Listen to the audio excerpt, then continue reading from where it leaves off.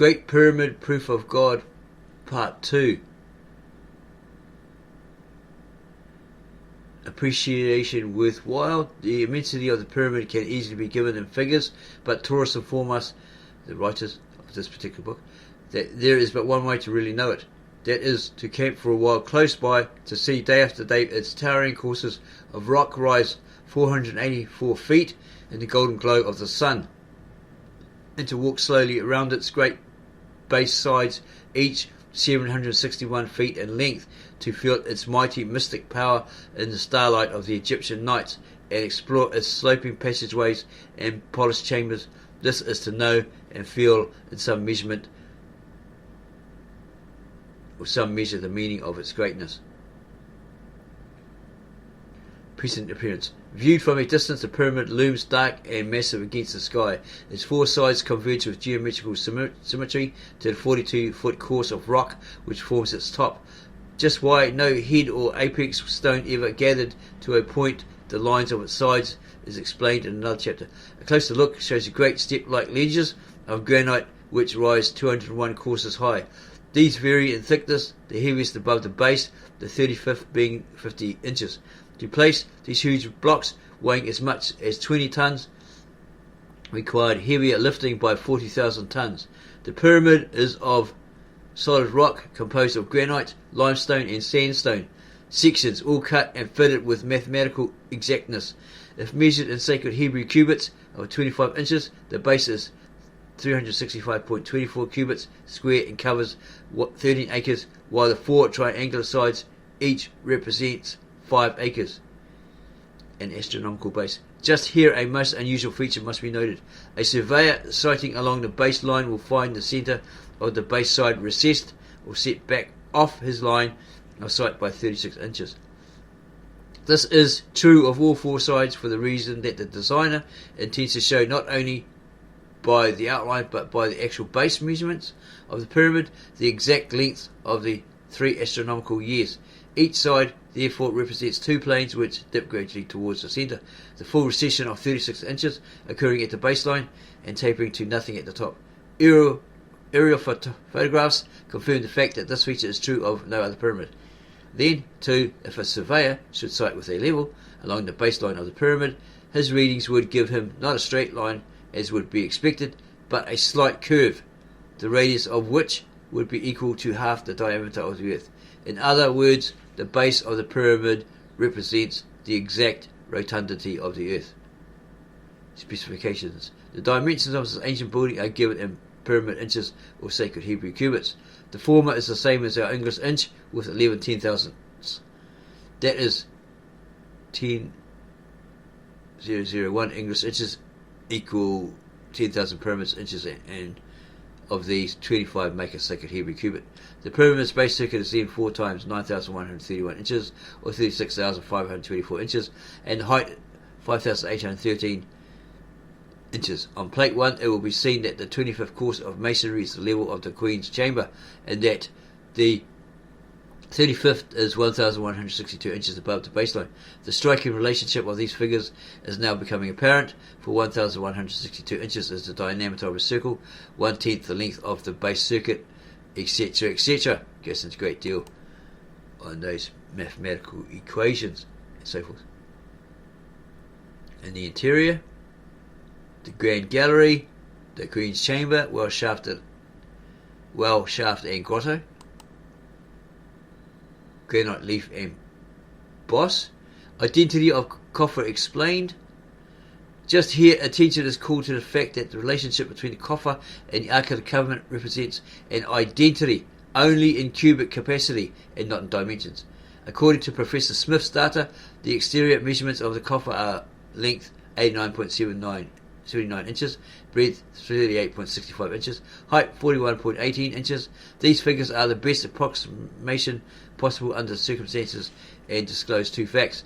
First, that the sum of the length and breadth divided by the height equals pi, or 3.14159, and the second, that with the thickness of the walls and bottom deducted, the coffer's capacity is 71,250 cubic inches.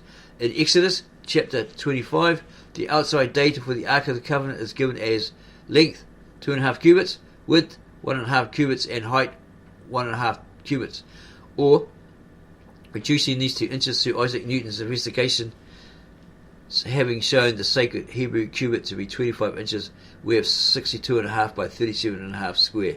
If deductions be made on the basis of a thin veneer of gold, plus sides and bottom of 1/3 inch, 3/4 and 2 inch material, an identical capacity of 71,250 cubic inches results.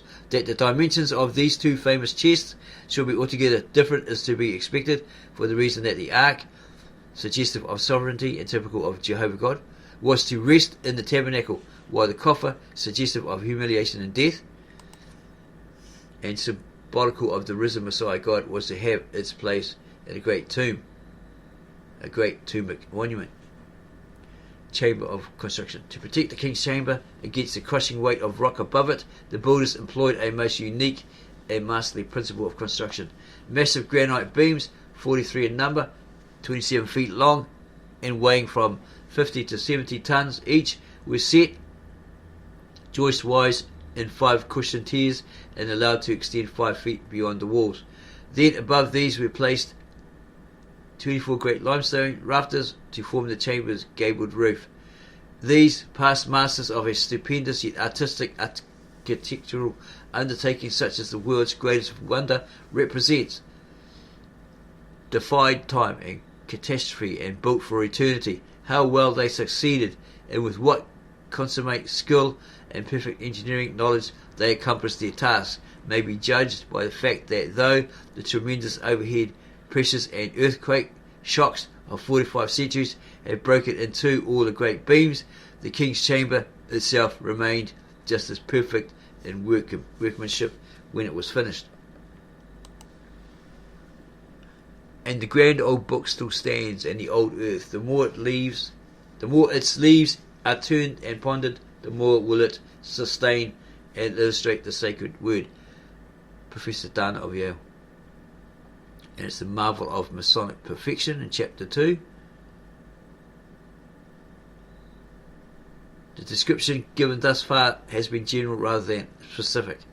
The pyramid represents not only a wonderful feat in engineering, but the finest example of architectural perfection. The comprehensive greatness of this marvellous pillar has just been hinted at. Its character is such that not until the last crucial event of human history has occurred and the divine consummation symbolized by the king's chamber will have taken place, will the profound significance of the Great Pyramid be fully known. Until then, we know only in part. Astonishment and interest, however, will grow apace as the known facts are presented. Ancient glory. When the cultured Greeks saw the pyramid and judged it the greatest wonder of the world, it was veneered in a massive casing of snow-white limestone, polished to a glistening smoothness. It had this outward glory. When the Hindus saw it, it's the Hindu Indians, saw it, and they named it the Golden Mountain, because they did trade with the Egyptians. So they probably would have got off their boats and did their trading, and they walked around and marvelled at what they saw.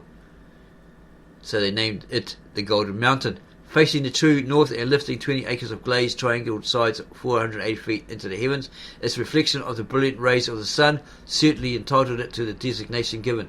Strabo, who lived about Christ's time, said it seemed like a building let down from heaven without the aid of human hands.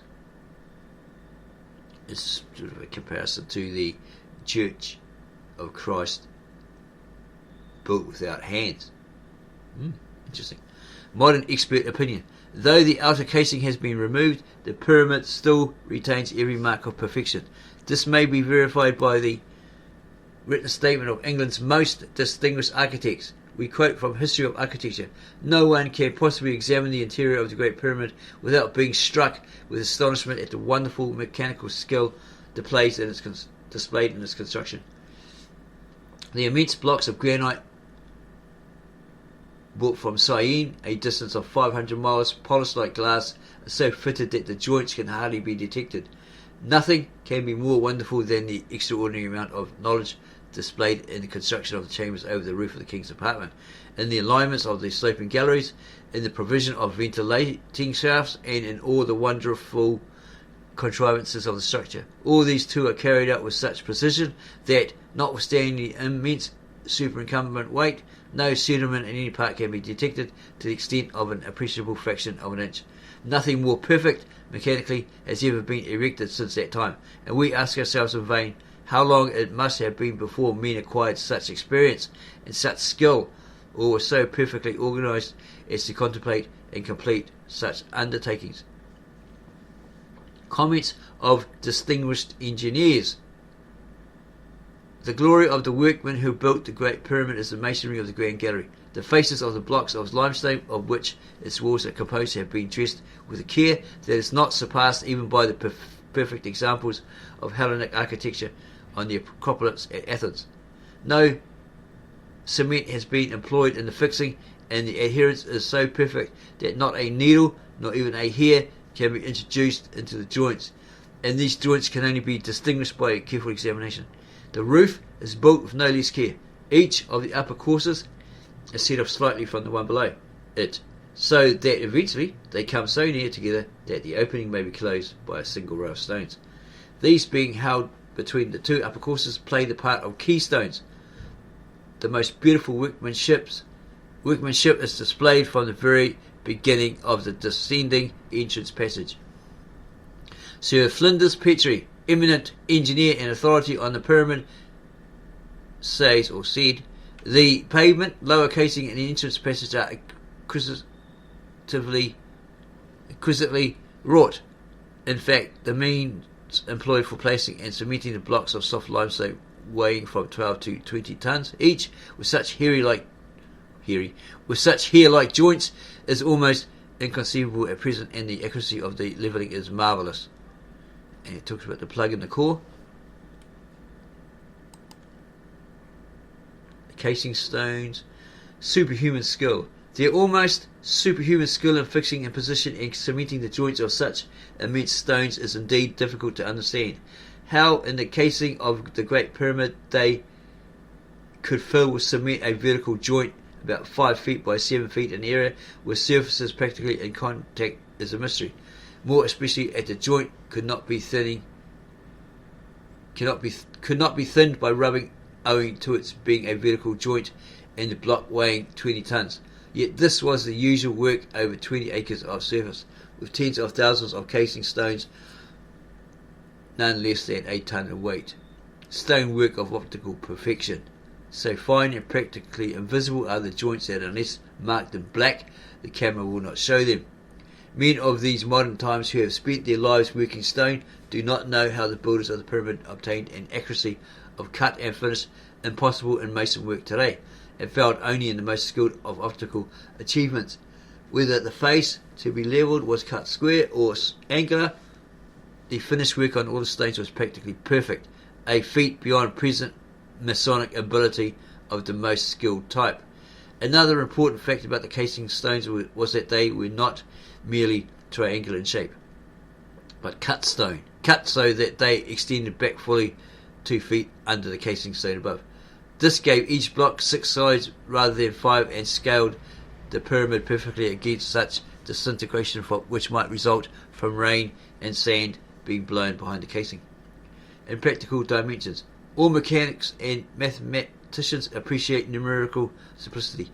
As the problem runs into fractions, decimals, and incommensurable values, the task becomes the more difficult and trying.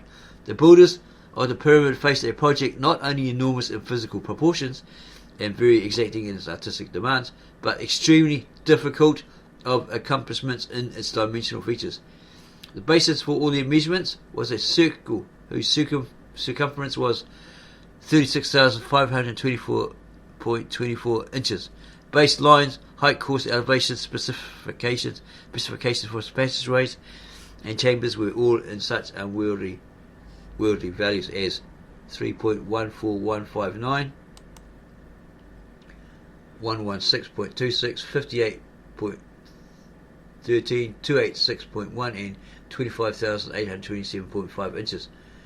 And he gives examples of the King Chamber, and it's the study here in fives. The ancient meaning of the word pyramid is division of 10. It is very interesting, therefore, to note the surprising part which the number 5 plays. For example, there are 5 sides, 5 corners. The Queen's Chamber is on the 5 times 5 or 25th course of masonry. The King's Chamber is on the 10 times 5 or 50th course of masonry, and so forth. Noah's Ark was 10 raised to the 5th power times the size of the coffer, or 37,000 tons. The pyramid temperature is always 68 degrees, which is just 1/5 the distance between the freezing and boiling points of water, and so forth. The metric, or atheist inch, is about 20 times 5,000 or 100,000 inches in area on a 7,900 mile arc of the Earth's circle, their basis being the quadrant of the meridian through Paris. It's probably not meaning, the atheist who's anti-God, doesn't believe in God. It probably means something else. Something similar to that. Machinery employed. Gigantic operations require special mechanical inventions. Modern astronomy owes its achievement to the telescope and camera. They are its tools. The builders of the pyramid were likewise the possessors, and no doubt the inventors, of special tools and powerful lifting devices. It is to be regretted that while we have the master pillar they erected, the wonderful implements and machinery used in its erection are gone, lost, very likely forever. How the great rocks weighing as much as 80 tons were ever dressed and placed so accurately is a secret which lies buried with the builders. Modern mechanical engineering is without even a suggestion as to how such a feature or feat could be accomplished. Sapphire saw teeth.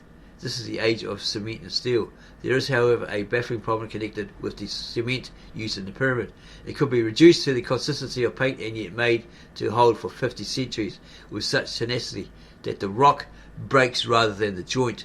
Chemists can analyze it, but no one can produce it. Still another mystery has to do with the drills and saws with which they cut the granite blocks. Among the reasons why the coffer or lidless chest is a veritable miracle in stone and the profoundest single object in all the world are the spiral markings of the drills used to hollow out the interior. To cut out granite as the carpenter bores out wood requires not only a drill of exceptional hardness and toughness, but a machine permitting of overhead pressures ranging from 1 to 2 tons.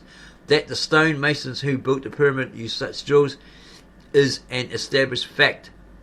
It's fact, for in no other way could spiral markings such as appear in the solid granite chest be made. Then again, we know that they operated bronze saws having hardened teeth set with sapphires.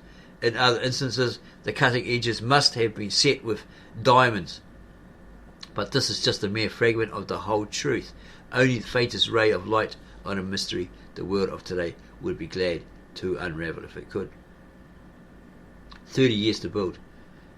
The authors attempt in vain to realize the mountain-like proportions of the pyramid. A simple calculation will inform us that in bulk it represents about 85 million cubic feet. A mason's record on one of the great beams above the King's Chamber tells us that the final 42 million cubic feet were completed during the last 7 years of Cheop's reign or his rule. Should a monument as large as the pyramid be converted into a wall 4 feet high and 1 foot thick, it would extend from New York City to San Francisco, or about 3,600 miles. Weighed in scales, they would tip between 5 and 6 million tons. The ancient records tell us that 100,000 men, labouring in relays of 3 months, worked 30 years to complete this marvel of Masonic perfection. A contract price. As Americans, it seems just a trifle easy for us to appreciate. I think if someone will fix a price for it. That the Great Pyramid could not be built today is not debatable. It simply is an undertaking beyond our skill and ingenuity to handle. But were it within the range of modern engineering and Masonic ability, a contract price of, is that like 5 billion would be too low.